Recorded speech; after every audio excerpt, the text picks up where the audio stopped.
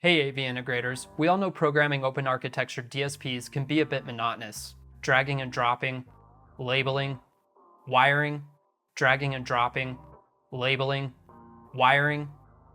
Dragging and dropping, labeling, wiring. But what if I told you there's a solution to shift your design process into overdrive? I'm Joshua Hardesty with Bose Professional, and I'm proud to introduce you to one of the newest additions in the ControlSpace ecosystem, ControlSpace Accelerator. Accelerator features a simple, intuitive interface that enables fast, consistent configuration of ESP8288, EX1280C, and EX1280 processors by automating much of the design process. In just minutes, you can create an end-to-end DSP design ready for export to ControlSpace Designer. Take, for example, this fitness center design. It consists of 7 audio sources, 5 zones, and 6 outputs, complete with processing and labeling. This may be straightforward for experienced system designers, but the process of putting this together can still be a tedious one. Let's see how simple it is with ControlSpace Accelerator. When starting a project, you can choose between Source Select or Matrix Mixer for the mixing mode. This determines how audio sources are routed to the outputs. Next, configure source audio inputs.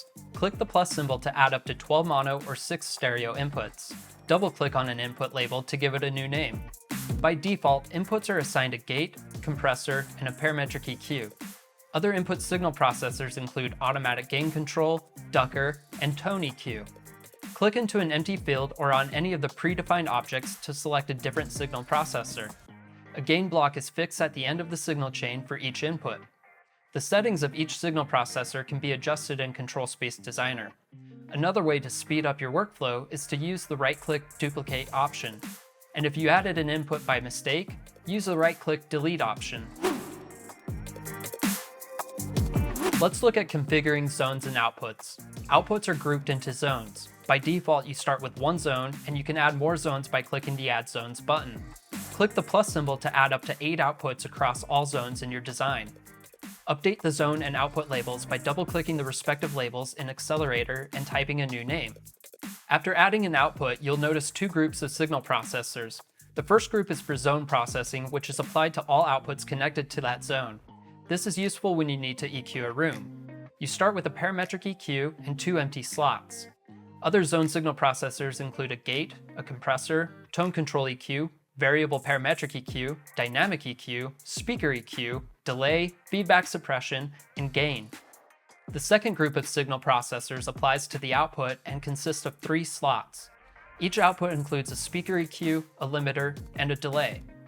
You can't change the order of these signal processors in ControlSpace Accelerator, but you can in ControlSpace Designer. By default, outputs are set to full range. Click the loudspeaker drop-down menu to see various mono and stereo output configurations. If an option is grayed out, it is because that there are not enough outputs available in the design to support that configuration. When selecting a 2, 3, or 4-way option, a crossover is added to the output processing. Like the inputs, duplicate and delete right-click options are available for zones and outputs. In some applications, you may want to use source selectors to route audio signals instead of a matrix mixer.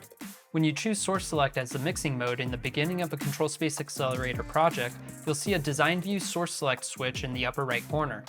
After you've configured your inputs and outputs, set the switch to Source Select. This allows you to assign various sources to specific zones. Select a zone, and then select sources that need to be assigned to it. Repeat this process for each zone.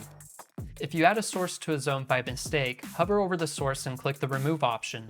When complete, set the switch back to Design View.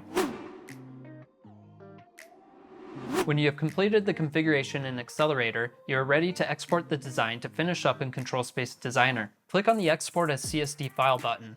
Select the desired option to export for an EX1280C, EX1280, or ESP8288.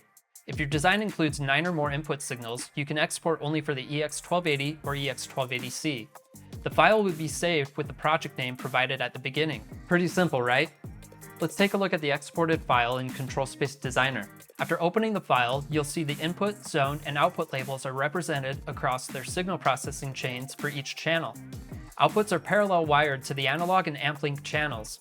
If you're using a 1280 or 1280C, you'll see Dante outputs there too. When using the matrix mixer mode, you'll need to activate the appropriate cross points to complete the routing of your inputs to the outputs.